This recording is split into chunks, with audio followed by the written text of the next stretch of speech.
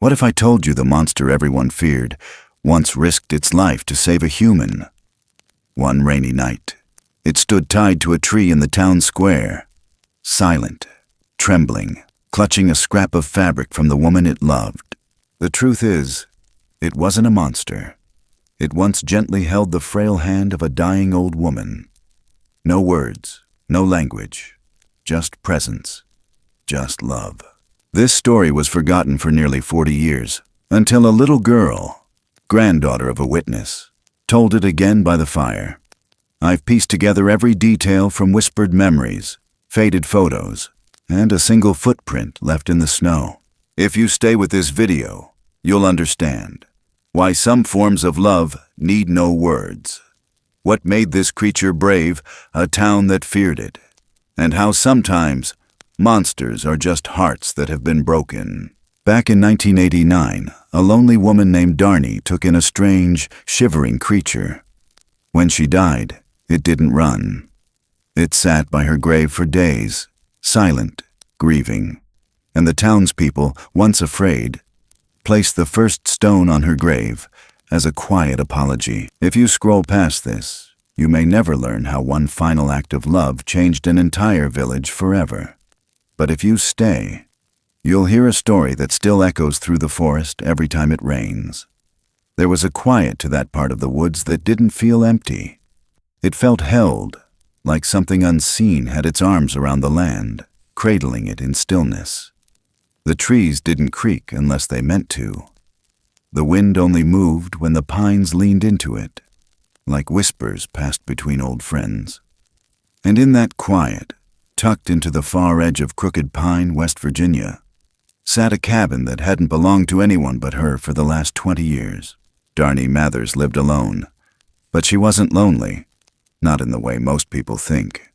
She had the forest, she had the animals, and she had the ghosts that didn't know they were ghosts, the kind that lived in her bones and stirred every time she lit the kerosene lamp on her writing desk. Her husband, Bill, and her daughter, June, had left years ago for a life in the city. The crash came not long after. A telephone call in the middle of supper. One voice, one sentence, one long, hollow silence after that. They were buried side by side in a cemetery she couldn't visit anymore. Too many memories, too many stares. People pitied her, and Darnie hated pity. Pity doesn't know how to sit still beside grief. It tries to fix what never asked to be mended. So she built her own ritual. Every evening, after feeding the raccoons and patching up the broken-winged jay that slept in a basket by the fire, she would pour herself tea and sit at the desk by the window. She'd open her leather-bound notebook and write down everything about the creatures that passed through her care. How they'd limped in, what they ate, if they trembled when thunder rolled through the valley. She named them all. She gave them history, as if it could keep them tethered to something kind. That night, the rain came sudden. Not a drizzle, but a burst, like the sky had been holding it back too long and finally let go. The wind chased it hard, bending the trees, slamming the shutters until Darnie had to tie them down. Her back ached as she braced the door, her fingers raw from years of work, but she moved with quiet purpose. She'd left the fire ring outside uncovered, and her gut wouldn't let her sleep without checking it. It was a habit from the early years, when Bill still chopped wood and June helped toast bread on sticks. The fire ring had gone unused for years now, but Darnie still kept it tidy.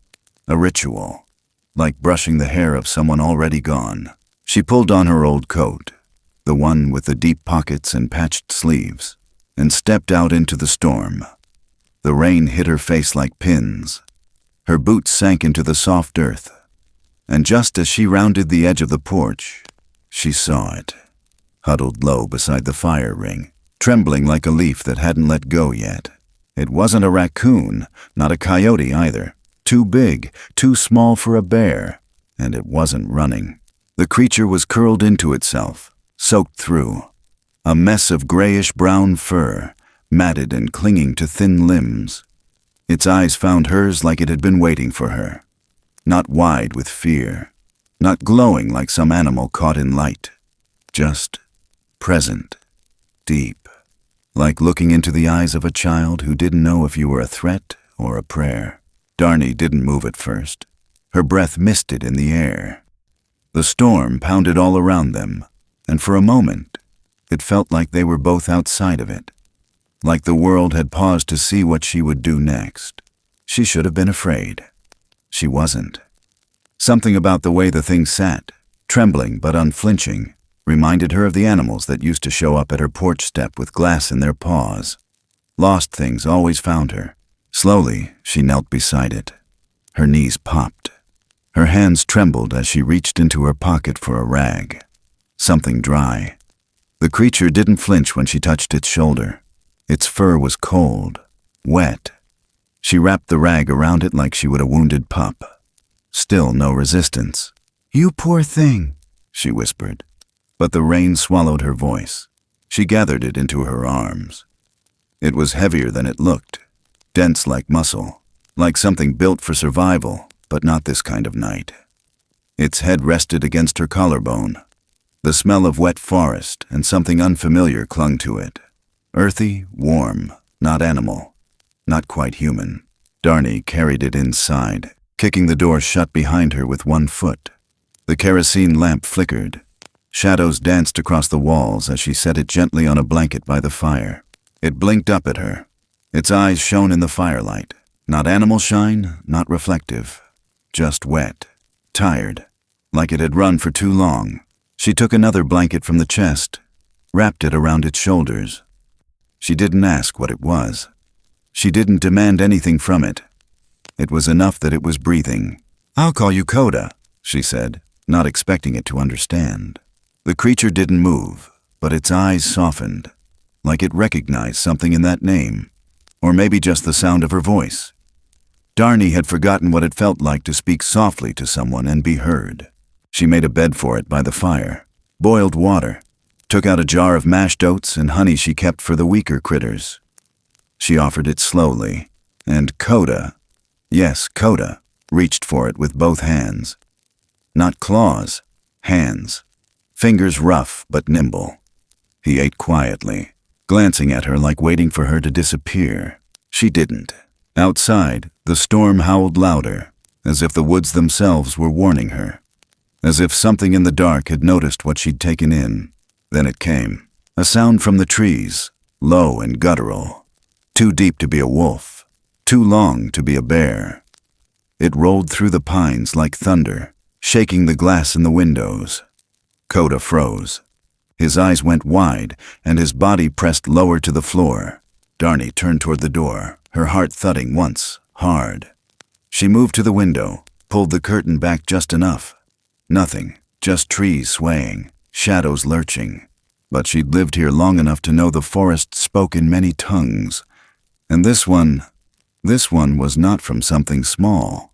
She didn't ask questions. She bolted the door, threw another log on the fire. Then she sat beside Coda and placed a hand gently on his back. He flinched, then leaned into her. His breath came out shaky, like the storm had crawled inside him.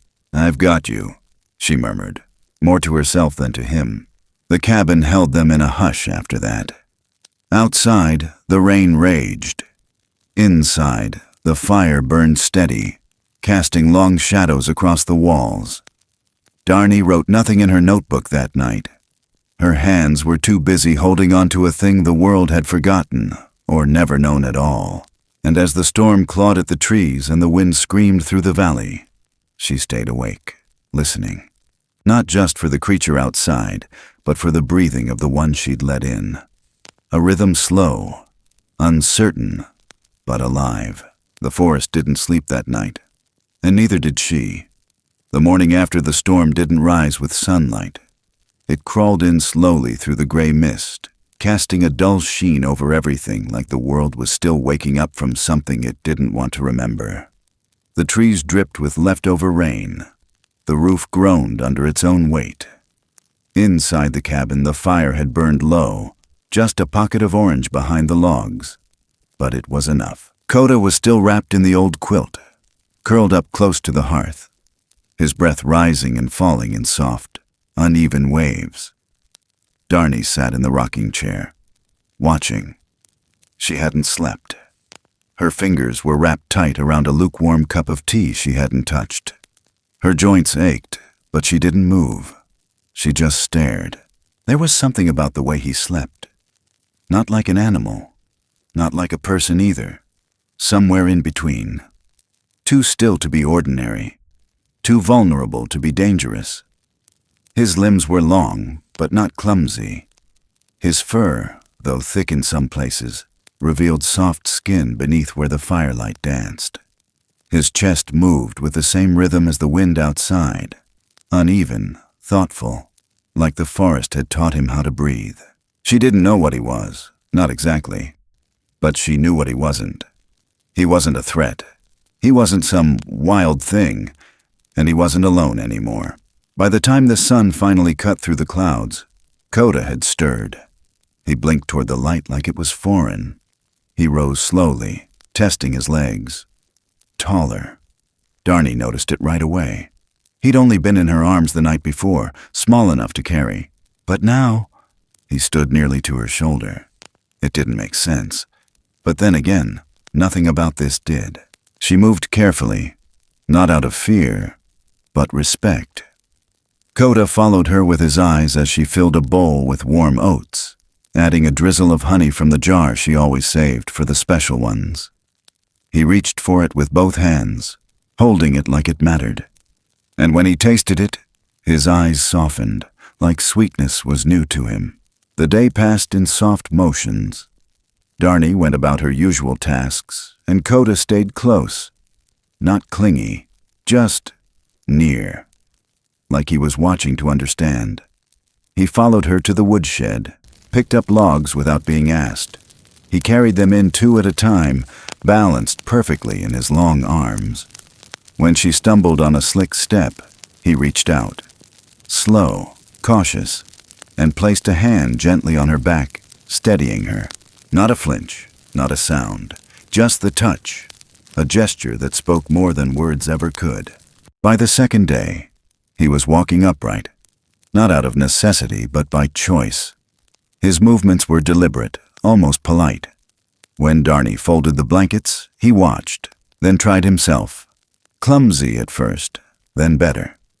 She didn't teach him. He learned by seeing, by feeling. When she coughed, rough and deep from a chill that hadn't yet left her lungs, he brought her a glass of water. Then sat beside her, close enough to offer warmth but never pressing. She began talking to him, not expecting answers, but finding comfort in the sound of her own voice filling the space between them. She told him about Bill, about June, about the accident, about the loneliness that came after, and the silence that never really left.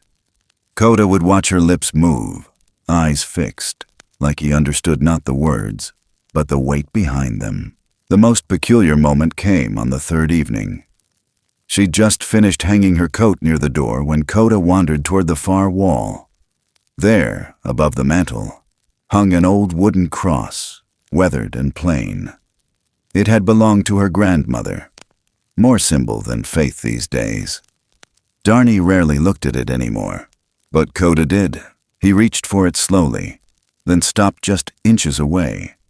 His hand hovered there, not trembling, not unsure, just still, as if the object held something he recognized but couldn't name. He didn't touch it. He just stared, then lowered his hand, his shoulders shifting like he just remembered something he couldn't explain. That night, as snow began to drift in quiet flurries outside the window, Darnie lit the lamp and sat on the floor by the fire. Coda joined her, cross-legged, blanket draped across his shoulders like a shawl. They didn't speak.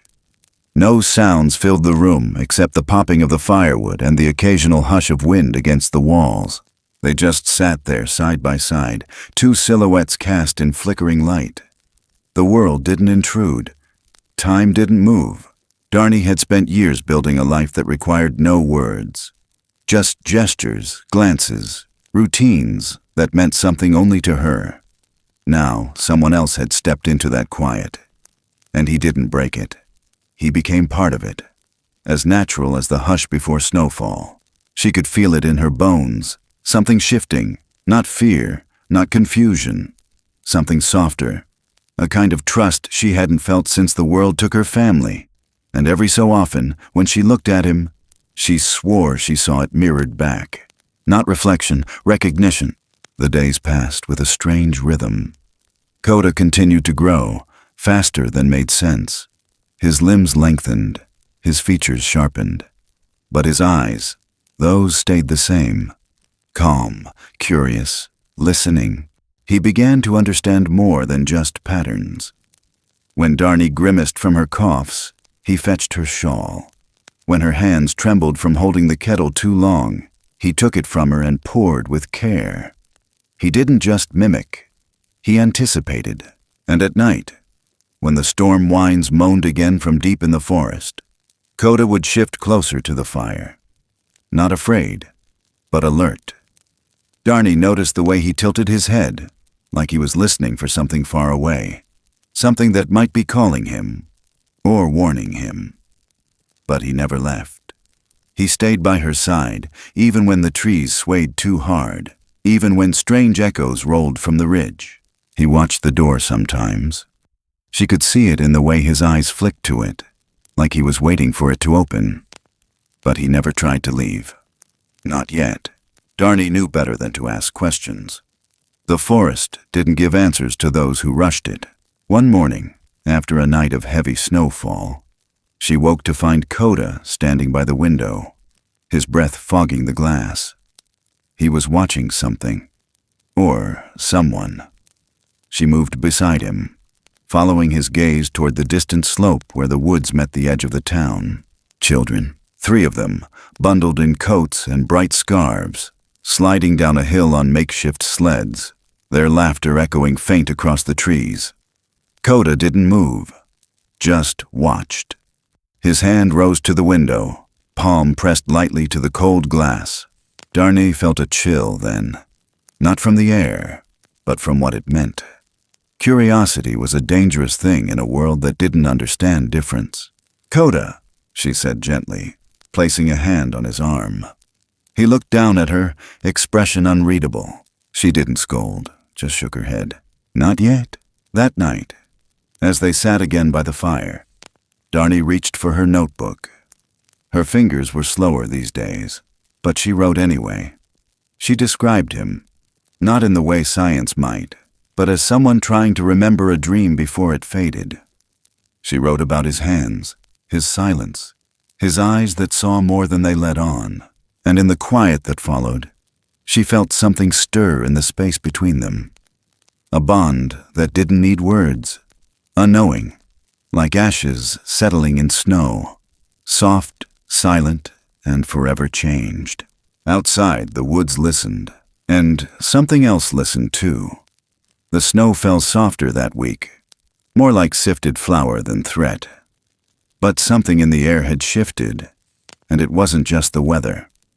The woods felt quieter, but not the peaceful kind. It was the hush before a word you don't want to hear. Darnie could feel it even when she wasn't trying to. The forest had always whispered to her in its own way, but now it was like it had started holding its breath. Coda had grown again. He didn't just walk upright now. He moved with intention, balanced, careful.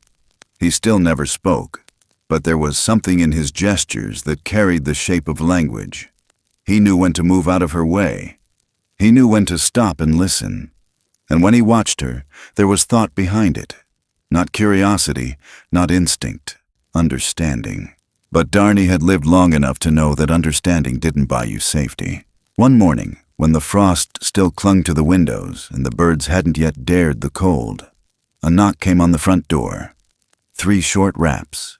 Firm, not urgent, but not casual either. Darnie tensed, hand still on the kettle, steam curling around her wrist. Coda froze where he stood, halfway through folding a wool blanket. His eyes locked on hers, waiting. She didn't open the door right away, just eased toward it, slowly, quiet as breath, and peeked through the seam in the curtain. It was just Caleb, the neighbor boy. 11, maybe 12. His cheeks pink from the cold. Hat crooked on his head like it never quite fit. He had that same lost dog look most kids in Crooked Pine wore in winter. Bored, restless, hungry for something to talk about. She opened the door a crack. "Mornin', Miss Darney," he chirped, rocking back on his heels. "You still got that red fox from last fall?" Darney narrowed her eyes. "He's long gone, healed up and back in the woods." Caleb nodded like he already knew. Then he leaned in a little, voice dropping like he was about to say something dangerous. "Some kids said they saw a monster near your place." Darney's heart didn't stop, but it skipped just once. "A what?" "A big thing, real tall, covered in fur, walking like a man but looking like a bear that forgot how to be a bear." She forced a short laugh. "You know how stories grow legs in winter." But Caleb didn't laugh. He just shrugged. "Maybe. But Frankie swore he saw it near the tree line behind your shed. Said it stared right at him." Darney's grip tightened on the doorframe. "Tell Frankie to get his eyes checked. Might have just been my scarecrow." Caleb didn't argue. Just nodded again and backed away. "All right. Just thought I'd ask. Some folks talking, that's all." And then he was gone, boots crunching back down the path, breath clouding behind him. She shut the door slowly, turned. Coda was still standing there. Not hiding, not moving, just watching. His eyes didn't ask for forgiveness, but they held something heavier, like he knew the cost of being seen. She didn't scold. She just whispered, more to herself than to him. "You have to be careful, sweetheart. This town don't know how to make room for what it doesn't understand." That afternoon, the town started whispering louder. Not to her face, of course. But whispers aren't meant to be heard by their targets. That's what makes them dangerous. At the general store, someone mentioned strange prints found near the woods. Big ones. Too big for a man. Too spread out for a bear. A hunter named Rick claimed he'd seen one behind Darney's cabin. Said it was the size of a dinner plate, maybe bigger. "Whatever it is," he'd muttered, standing near the coffee pot, "it ain't natural." By sundown, Darney's name had been mentioned more than once, always with that same tilt of the head, that same pause before the words, like folks were trying to convince themselves they were just concerned. But concern always sounds a little too close to suspicion when it's wrapped in fear. At home, Darney sat on the edge of her bed, rubbing her temples. Her cough was getting worse, the dry kind that scraped the back of her throat and made her ribs ache. But what worried her more wasn't her own breath. It was the weight of other people's voices beginning to circle her cabin like wolves in snow. She'd seen it before. How fast a town can turn. All it takes is one frightened mother, one overeager hunter, one kid who swears they saw something they don't understand. Coda had been good, careful, but he was drawn to the edge of things, like the back fence, where the trees thinned out just enough to see the lights of the town twinkle in the evening. He'd stand there sometimes, long after she'd gone inside, just watching the way people moved, the way kids shouted, the way the world kept turning without him. Darney warned him. With words, with gestures. But curiosity in something like him, it didn't shrink. It only grew. One evening, while the light was soft and the ground still held warmth from the day, she found him sitting at the ridge behind the house, legs folded, eyes fixed on the distant playground. She sat beside him, not saying anything for a long while, just letting the silence hang like a blanket between them. When she finally spoke, her voice was low. "They won't see you like I do." Coda didn't react, but she felt the shift in his breath. "They'll see a shadow. A story their grandpa told by firelight. Something they were warned about in whispers. Not you. Not the hands that carried firewood. Not the eyes that saw me when I was too tired to speak." He turned to her then. Just barely. Enough to let her know he heard. "You're real. That's the scary part." After that, she started locking the back door. Not to keep him in, but to remind him some lines weren't meant to be crossed, no matter how gentle your footsteps. But even locked doors can't stop what's already moving. It happened just past midnight, 2 days later. The sound of metal snapping. A sharp yelp. Then silence. Coda wasn't in his corner. The back door had been nudged open, latch broken. She threw on her coat, heart thudding like a drum in her throat, and rushed out with a lantern. The snow was fresh, untouched, except for the prints. Not just his, others, human ones, smaller. And there, not 30 feet from the porch, was a steel trap. Not set by nature, set by man. And in it, blood. A tuft of fur, torn. Darnie knelt beside it, fingers trembling. The metal still smelled of rust and cold. Whoever did this hadn't come to hunt food. They'd come to find something, prove something. She followed the tracks just long enough to know where they led. Straight to her fence line, straight to her world. Back at the cabin, Coda was already home, sitting near the fire. His leg was cut, not deep, but angry. He'd wrapped it in one of her dish towels, badly. His face wasn't pained.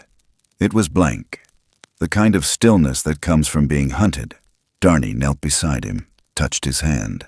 "I'm so sorry," she whispered. He didn't flinch, just looked down at the blood on his fur, then back at her, like he was trying to figure out which part of him had made this happen.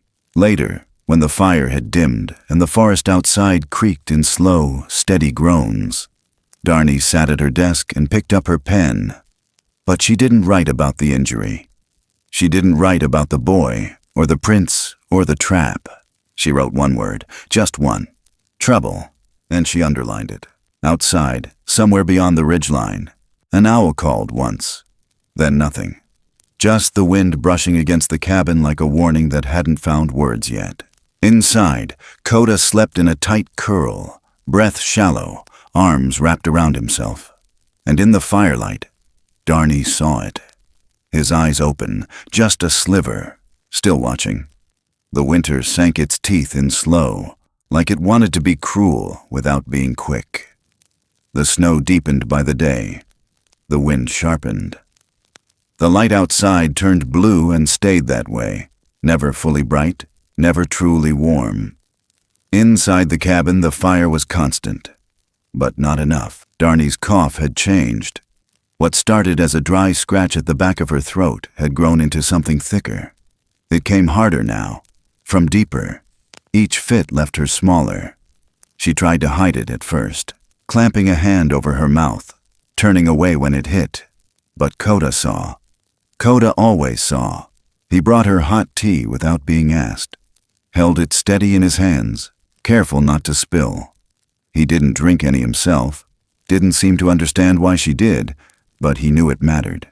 When she dropped the spoon once, fingers too stiff to hold it, he picked it up and cleaned it like he'd watched her do 100 times. She kept moving longer than she should have. Old habit, pride, maybe fear too. She wasn't scared of dying, but she was scared of leaving him behind. Coda had never known a world that didn't want to hunt him. She was the only thread between him and a place that wasn't hostile. If she went, what would he become? By the second week of deep snow, she couldn't make it out to the woodshed. Coda did it for her. He stacked the firewood just like she'd shown him, patient, methodical. When she tried to rise and help, her knees gave out and she hit the floor harder than she expected. The sound of it, her body against the cold wood, snapped through the cabin like thunder. Coda was there in an instant. He didn't lift her at first. He just dropped beside her, eyes wide, waiting for her to speak. When she didn't, he reached under her arms and pulled her up slowly, carefully, like holding something fragile that couldn't break again. She sat on the edge of the bed, breath rattling. He knelt at her feet, head tilted, hand resting lightly on her knee. Not asking, just there. Like presence was the only medicine he had to give. She smiled through the pain. "You're a good boy, Coda." His eyes blinked slow. Then his hand reached up, gentle, warm, and brushed against her cheek like he wanted to understand what sickness felt like through skin. The nights grew quieter after that. Not from peace, from waiting. The kind of quiet that only falls when something in the house knows time's running out. Darnie stopped writing in her notebook. Not because there was nothing left to say, because even holding the pen felt too heavy. Her body began to fold in on itself, slowly, like snow collapsing under its own weight. Her voice weakened. The coughs turned wet. Sometimes she woke up gasping, the ceiling spinning above her, the walls too close. Coda slept closer to her now, not on the floor, not in the corner, right beside the bed, one arm curled against the frame like he could hold her here with just that touch. Sometimes he'd hum, not music, not notes, just deep sounds in his throat, like he was calling to something, or someone, and still she got worse. The night it happened, the sky was falling with a kind of snow that didn't touch the ground easy.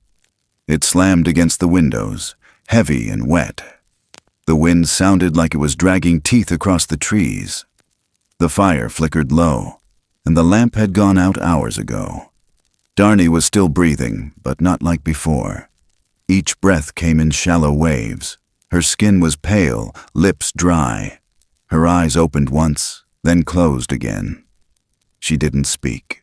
Coda sat beside her, his knees tucked to his chest. His hand hovered over her chest like he didn't know where to place it. He touched her shawl, adjusted it, tucked it tighter around her shoulders, but her body didn't react. He rose slowly, stood still in the center of the cabin, staring at the fire, then the door, then her again. Something passed across his face. Not panic, not confusion, a decision. He moved to the shelf, reached up to where she kept her old scarves and sewing cloth. From it, he pulled a worn piece of fabric, one that had fallen from her lap days ago when she tried to embroider but couldn't finish. It still smelled like her hands, still held the warmth of the last time she'd held a needle. He pressed it to his chest, and then he left. He didn't hesitate at the door, just stepped into the storm like it was nothing more than wind and cold. His feet sunk into the snow, but he moved fast, straight through the trees, down the slope, toward the town. He had never been that far before. Darnie had kept him close. The edge of the woods was the furthest she'd ever let him go, but now she wasn't stopping him. Now she needed something he couldn't find inside those four walls. The snow battered him from all sides. Branches cracked above him. Ice crunched underfoot, but he didn't slow. Not when he crossed the river. Not when the lights of Crooked Pine came into view like tiny fires in the dark. The town square was empty. The hour too late. The cold too sharp. But Coda stepped into it anyway. Barefoot, wide-eyed, his fur matted with snow and ice. The piece of Darnie's fabric clutched in one hand, pressed to his chest like a wounded thing. The first scream came from behind the bakery. A night cleaner. She dropped her mop and ran. Then a second voice, panicked, sharp, echoed down Main Street. Coda didn't move. People came fast after that. Boots on snow, doors flung open, lights flicking on one by one, guns lifted, voices raised. A siren cried once, sharp, high, and full of alarm. He didn't run. He stood still in the center of the square, framed by the statue of old Sheriff Hayes, snow swirling around him like smoke. The lamplight caught the steam rising from his skin. His eyes didn't shine like an animal's. They glowed with something ancient, something full of memory. When the sheriff arrived, gun drawn, the crowd had already started forming a circle. Whispers turned to shouts. Questions turned to panic. The fabric in Coda's hand trembled with him, but he held it tighter. "Don't move!" someone shouted. Still, he didn't flinch. "Back up!" barked another. He stayed planted. And then, slowly, he raised the fabric, held it out. A gesture, not pleading, not threatening, just offering. They didn't understand. But Darnie had taught him to hope anyway. They didn't shoot him. That was the first mercy. Coda stood there in the center of Crooked Pine's frozen square, snow clinging to his fur like ash, breath steaming under the glow of the old street lamps, still holding Darnie's cloth in his hand as if it could explain something the town didn't want to understand. He didn't run when the sheriff yelled. He didn't flinch when the chains were brought, and he didn't cry out when they bound him to the sycamore tree at the edge of the square, just outside the church steps where Sunday hymns still echoed even in winter. The metal bit his wrists. It was cold, sharp, crude. Loop after loop, they wound it around his arms, chest, ankles. He let them. Not a fight, not a snarl, not even a sound. Just his eyes, watching. Some folks said it looked like guilt. Others whispered it was fear. But Clem knew better. Clem had seen grief in all its faces, and what he saw in that creature's eyes wasn't fear of dying. It was fear of being too late. The crowd gathered quick, snow crunching beneath boots, coats pulled tight, muffled voices rising with every minute. That thing's dangerous. It came into town, bold as hell. What if it's not alone? No one wanted to be the first to get close, but they wanted to be the loudest about what should be done. Guns were kept at their sides. The sheriff paced in a tight circle, unsure if this was a crime, a discovery, or a mistake. Coda remained still, arms pinned to the tree, shoulders slouched under the weight of snow and stairs. The cloth in his hand slipped, but he didn't let it fall. He held it like a child clutches something they can't replace. From across the square, Clem shuffled forward. He moved slow, deliberate, cane tapping once per step, boots dragging behind like the cold had seeped into his bones decades ago and never left. The crowd parted for him, not out of fear, but respect. Clem had gone blind sometime in '74, right after the accident in the mines. Folks said he'd never lost his sharpness, just the light behind his eyes. He stopped a few feet from the creature. Didn't ask permission, just reached out with one hand, fingers trembling in the cold. He touched Coda's face. Rough fur, damp skin, heat. Clem inhaled slow. Then he spoke. It's sad. The words fell like a stone into water. The murmurs stopped. People turned, faces stiffened. It ain't here to hurt nobody, Clem went on, voice hoarse but clear. It's hurting. No one replied. Just silence, cold enough to hear breath. The sheriff cleared his throat. That may be, Clem, but it walked into town in the middle of the night. People are scared. He didn't come for us. How do you know that? Clem pointed to the cloth in Coda's hand. He's holding her. Who? Darny. A low buzz rose again. Uneasy questions. The sheriff stepped forward. Let's not jump to... But someone else had already broken from the crowd. A young woman, maybe in her late 20s. Dark hair tucked under a knit cap. Boots scuffed. Gloves mismatched. Mira. She didn't look at the sheriff. She didn't look at the crowd. She looked straight at Coda, eyes wet and wide. It took her a second to speak. I know him. Nobody breathed. I mean, not his name, not exactly. But I've seen him, with her. She helped me once, a long time ago. She stepped forward, just once, just enough for her voice to carry. I was a kid.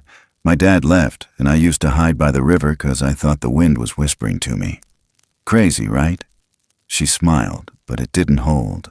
Darny found me, brought me in, fed me soup without asking who I was, let me sleep on the porch swing, told me I didn't need to explain anything, just needed to be warm. Her eyes flicked back to Coda. She wouldn't take in a monster. The sheriff shifted. Look, Mira, that's noble, but this is something else.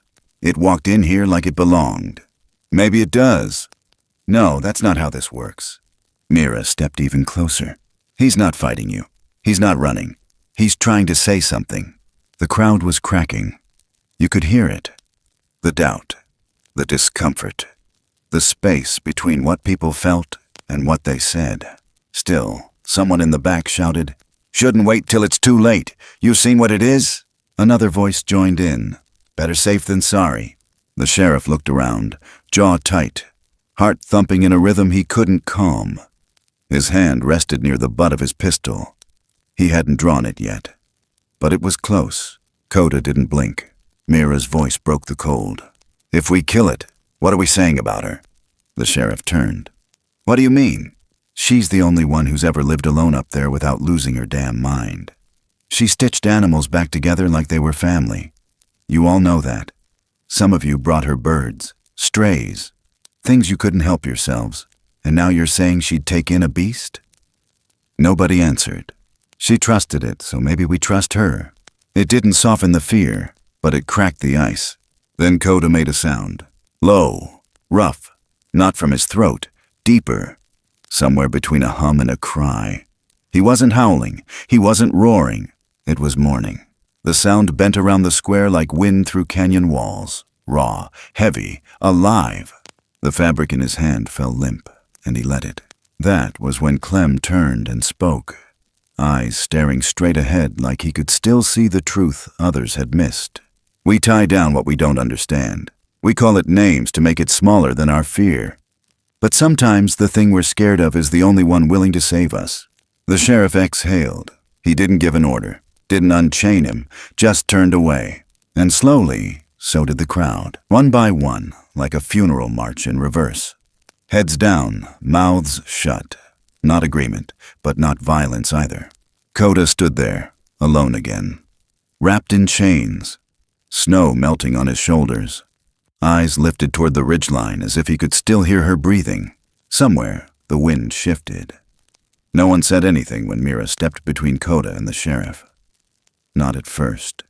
Not even when she placed a gloved hand against the cold metal of the chains, or when she looked over her shoulder and whispered, "We need to see where it came from." No one moved. No one stopped her. The whole town seemed to pause like a held breath, unsure whether it was watching a mistake or a moment of mercy. And then, one by one, people began to follow. Quietly, hesitantly, boots crunching in the snow. A handful at first. Mira, Clem, Sheriff Hartley, the baker's son, and a few others who didn't know what else to do but couldn't look away. The rest stood back, watching from the edges of the square like maybe distance would protect them from doubt. They didn't release him right away. They didn't know how to. But they unwrapped enough of the chain that Coda could walk, hands still bound in front, like some strange prisoner leading his own funeral procession. The wind followed them. The kind that wraps around trees and whispers of things gone wrong. Coda didn't look back once. He didn't run, didn't cry. He just moved. Up the hill, through the snow, into the trees where the path narrowed and the light got thinner. His footprints pressed deep into the fresh white. Mira walked beside him, not touching him, just close enough to catch the rhythm of his breath. She didn't know what they were walking toward. She just knew something wasn't right. The trees opened after a while. The cabin stood there like it had always been waiting, silent, small, roof sagging under the weight of the storm. Smoke hadn't touched the chimney in days. The windows held no flicker. The porch light was out. Coda stopped at the edge of the clearing. The snow around the steps was undisturbed. No footprints, no signs of movement. And then he let out a sound. Low, quiet, somewhere between a hum and a whimper. He stepped forward.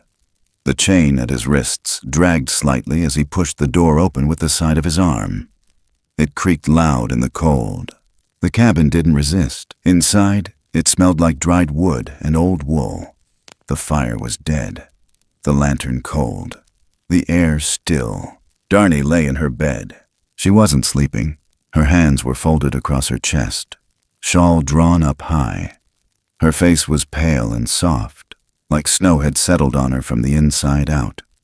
Her eyes were closed. Her lips were parted just slightly. She looked like she had been waiting. Coda didn't move at first. He stood in the doorway, the wind pressing against his back, the others gathering behind him but not daring to enter. He looked at her like maybe if he stared hard enough, she'd stir. Just once. He crossed the room slowly, his knees bent when he reached her bedside. And then he sat, not like a creature, not like a beast, like a boy who didn't know what to do with loss. He placed one hand on her chest, carefully, gently, like he was still afraid she'd be cold to the touch. And he waited. He waited for her to breathe, for her to open her eyes, for something to stir that would make all of this make sense again. But there was only silence. Not the kind that comforts, the kind that confirms, the kind that sinks. Mira stepped inside the cabin. Her boots clicked once on the old wood, then softened. She looked down at Darnie, eyes filling. "She's gone," she whispered. Coda didn't move. His hand still rested over Darnie's heart like he didn't believe it yet. And then Mira saw it, just beneath the edge of the blanket, curled between Darnie's fingers like something she couldn't let go of. A long strand of fur. Not from a coat, not from any animal. It was Coda's. Mira covered her mouth. Outside, the others stayed back. Even the sheriff stood in the snow, head lowered, one hand on the brim of his hat. No one spoke, not because they didn't have words, but because none of them fit here. Clem leaned against the porch rail, eyes blank, but seeing more than most. "She died holding him," he murmured. The sky began to dim. Not into night, not yet, but into that deepening gray that comes before the cold deepens its grip. The kind of light that makes everything look softer than it is. Inside, Coda's breathing changed. Slower, steadier. Then he lifted his head. Not with anger, not with pain. He looked at Mira. And then, with hands still bound, he stood. He walked to the center of the room. He looked at the fireplace, then the chair, then the sewing basket still half full with old needles and thread.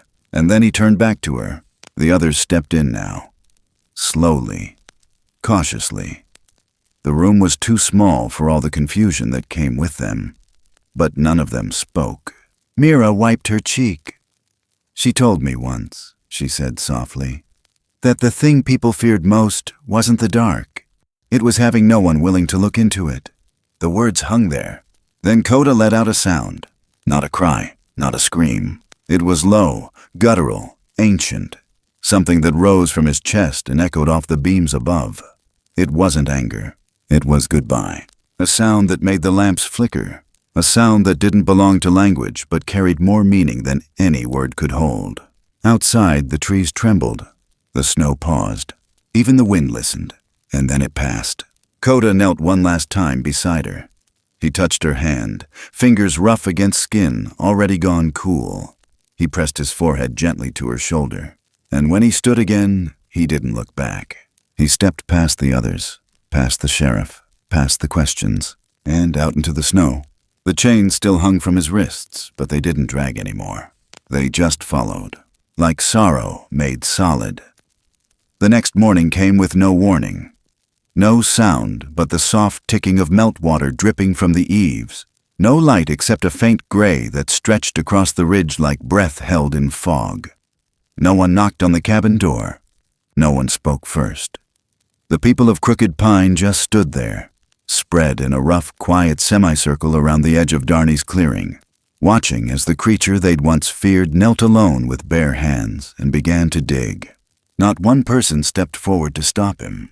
The dirt was frozen near the surface, but underneath, it softened just enough to give. The snow had receded where the light hit, and Coda, stooped, silent, his arms streaked in mud and old blood, carved out a resting place in the earth behind the cabin where the trees bowed inward like they knew this was sacred ground, where Darnie used to sit and stitch, where she hung her coats on crooked nails, where the birds nested low enough to hear her hum when she thought no one was listening. No one offered him a shovel. No one had to. Every movement he made was deliberate. He cleared the snow with wide sweeps of his arms, pulled at the roots with thick fingers, lifted rocks with care. No anger, no fury, just something patient and slow and unbearably tender, like he knew this wasn't just soil. It was memory. Mira stood nearest the porch. She'd come back before dawn, something pulling her out of bed like a tether wrapped around her chest. She didn't say anything, just watched with red eyes and clenched hands. Behind her, the townspeople gathered in the hush, none of them whispering now. No more talk of monsters, no more warnings or prayers against what they didn't understand. Because this, they understood. Loss. It's the one thing that speaks every language. Coda didn't look at them. Not once. His focus never left the earth. When the hole was deep enough, He rose, towering now, but small somehow. His shoulders rounded forward like he carried something none of them could see. He moved back inside the cabin without a sound, and when he returned, he was carrying her, wrapped in the same blanket she'd used on cold mornings. Her body curled slightly, arms close to her chest like she was still keeping warm. Her silver hair combed smooth, her lips closed. She didn't look like someone who'd been taken. She looked like someone who'd chosen to rest. Coda stepped barefoot into the clearing, the snow giving under his weight, the wind curling gently around them like it didn't want to disturb this part. The clearing bent to silence. Hats were removed, hands folded. Clem lowered his head, one hand resting on the handle of his cane like he could feel the weight of it all pressing through the soles of his boots. And without being told, without ever having known how to do such a thing, Coda placed her into the grave like a son would a mother. Slowly, carefully, as if the ground might refuse her if he wasn't gentle enough. No one sang, no one gave a speech, but something passed between them all. A thread, invisible and heavy. Coda reached to the side and placed something into the grave with her. It was small, barely seen between his fingers. A single carving. A bird, whittled from firewood. Rough. Simple. The wings etched like stitches. He placed it in her hands. Then he began to cover her. Not with rush, not with weight, just with reverence. The first handful of dirt, then another, until the blanket was no longer seen, until the snow met the earth again and what remained was a mound. Quiet, still, real. When it was done, Coda stayed there, kneeling, breathing. One hand pressed into the soil like maybe, if he held it long enough, she'd know. Mira moved first. She stepped forward, boots sinking slightly. Her hands were shaking as she reached down and picked up a smooth stone from the edge of the garden. She stepped to the grave and placed it gently atop the mound. Then a boy followed. Then an old woman who remembered bringing darnie jars of honey in exchange for sewing patches on her husband's shirts. Then others. One by one, they each placed a stone, a button, a dried sprig of pine, a broken feather. No flowers bloomed that time of year, but still, the grave became full of color. Memory laid bare in bits and pieces. Someone cried, someone else knelt. No one dared speak loud, and Coda, he didn't move. He stayed beside the grave as the sky turned pale and the wind picked up again. His arms wrapped around his knees, his breath slow, eyes half closed. He didn't sleep. He didn't eat. For hours he just sat there, as if to guard her from even the thought of being alone. That night a storm tried to come in from the west but never made it over the ridge. The clouds pushed low, then split wide, and for a while the town sat under stars again. Just for one night. They say the forest went quiet. They say animals who normally stirred after dusk stayed hidden in their dens. And they say that Coda stayed like that until morning. Mira returned at first light. She brought bread and a scarf. She didn't expect him to take them. But when she stepped into the clearing, he looked up. His eyes were rimmed red, his fur matted with dew. But he rose when she came. She knelt beside the grave, pressing her fingers into the earth. "You did right by her," she said, not expecting an answer. He turned his head slightly, and for the first time since she'd known him, she thought maybe he'd speak. But no words came, just a breath. And then he looked out toward the ridge, toward the place where smoke once rose from a chimney, where light once flickered behind curtains, where a woman with worn hands and a quiet voice had taught him something no one else had. He stepped away, just a few feet, then further. By the time Mira stood, he was already at the tree line. He looked back once, not long, just enough, and then he was gone. The snow covered his tracks within the hour, but the grave remained. By that evening, the children who'd once whispered about monsters in the woods stood hand in hand near the old tree where Darnie used to feed the birds. They didn't speak either. They just left trinkets, stones, beads, drawings on scraps of paper, and they said nothing when the adults joined them. No one asked where the creature went. But when a wildfire sparked 2 weeks later, climbing fast toward the edge of Crooked Pine, when the smoke turned the sky red and the sheriff called for help that never came, the fire never reached the town. The flames stopped at the ridge. Just stopped. Some said the wind changed. Some said it was luck. But Mira, standing at Darney's grave, looking into the forest that had once hidden and cradled something the world couldn't name, she said nothing. She just nodded. Because she knew. Some things stay even when they leave. Some promises are kept without being spoken, and some stories keep breathing, even when the world turns cold again. The years came quiet after that, like the forest had swallowed the past whole and left behind nothing but breath and bark, and the memory of footsteps that no longer echoed. Crooked Pine stayed the way small towns do, slow, stubborn, tucked into its own rhythm. The snow kept falling in winter, thick and soft. The trees kept groaning in wind. The kids kept daring each other to go near the ridge, even when they didn't know why they were whispering. Darney's grave never sank. Even when the frost pushed the soil or the rains tried to flatten it, that patch of land stayed just a little higher, like the ground itself remembered what it was holding. The stones piled on top grew in number. Some carved, some plain, some so small they must have been placed there by hands no bigger than a bird's wing. Sometimes there were trinkets, a toy car, a pine cone painted gold, a strip of flannel with a knot in it. No one ever took them. No one swept them away. They said the birds gathered more on that part of the hill, that they perched in threes on the branches near the fence line, that at dusk, if you stood still enough, you could feel something watching, but not in a bad way. It wasn't fear anymore. It was something else. Mira never left Crooked Pine. She grew into herself there, like roots settling deep. She took over the little vet trailer by the edge of town and opened it up again. People brought in strays, foxes hit by trucks, hawks caught in wires.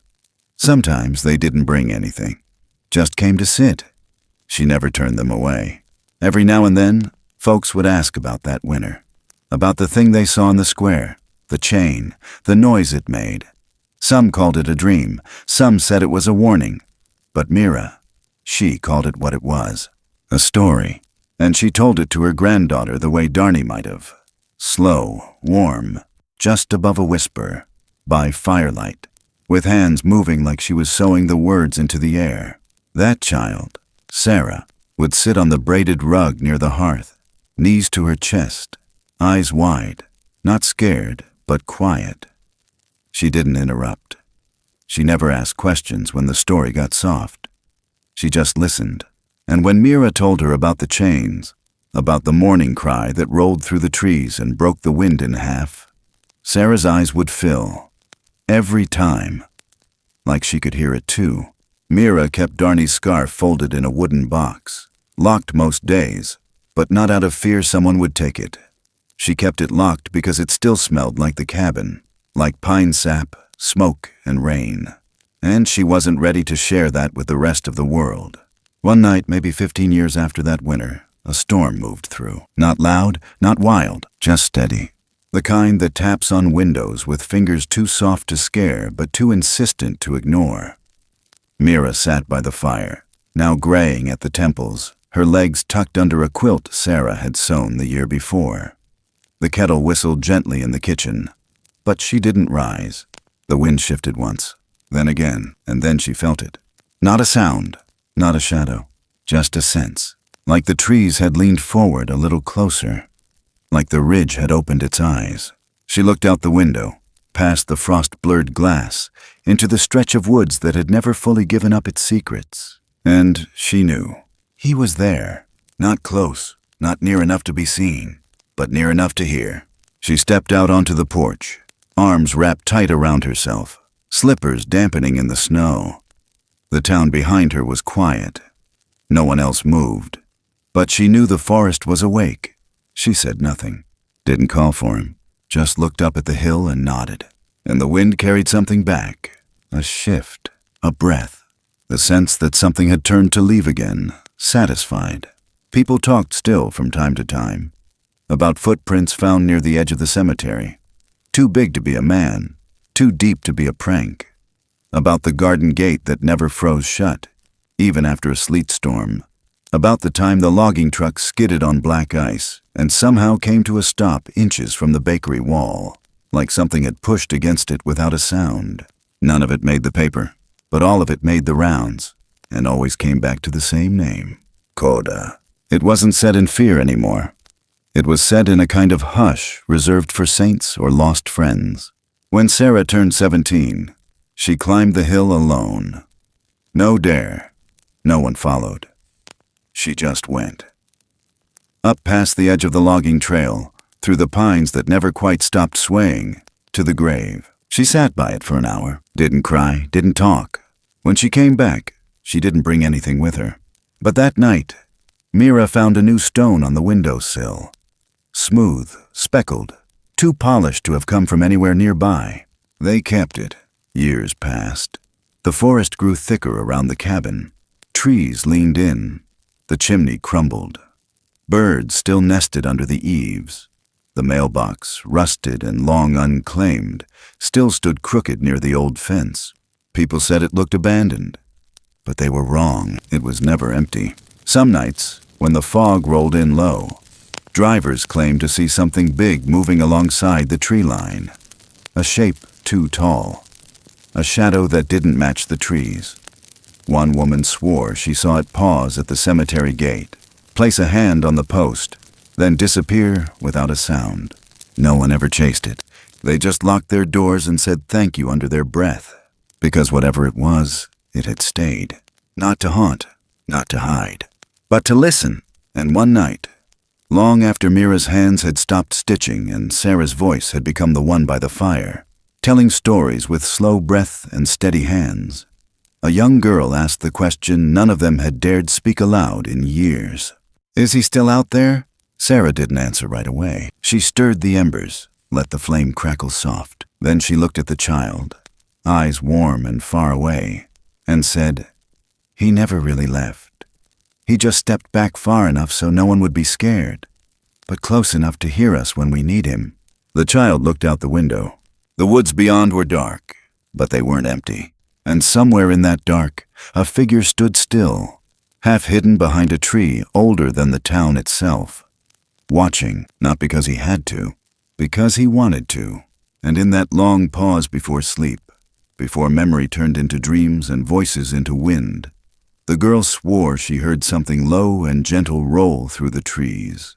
Not a growl, not a warning, just a sound that said, "I'm here." Some stories don't end with answers. They end with echoes, with a quiet breath in the trees, with a warmth left behind where someone once sat and listened. This wasn't just a story about fear or wonder. It was about what we do when faced with something we don't understand. Do we chain it down, drive it away? Or do we sit beside it and simply ask, "Are you hurting too?" Because in the end, the most powerful force isn't strength. It isn't even survival. It's compassion, the quiet kind. The kind that doesn't ask for recognition. The kind that shows up in the snow with bare hands and stays long after everyone else has gone.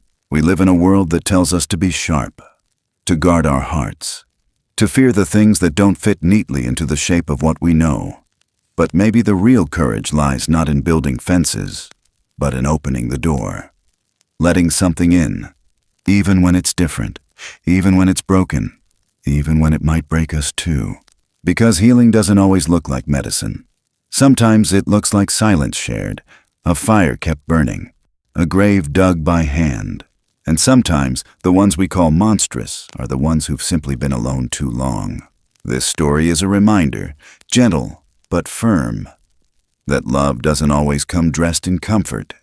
Sometimes it shows up wrapped in mystery, and it asks only to be met with kindness, to be given space, to be seen. Maybe, just maybe, the greatest act of humanity is to protect what we don't fully understand. Not because it's ours, not because it's useful, but because it's alive, because it feels. And in that simple truth, we're not so different after all. So if this story settled somewhere quiet in you, if it made you breathe slower, think softer, or remember someone you loved long ago. Let it sit, let it echo, let it walk with you a little longer.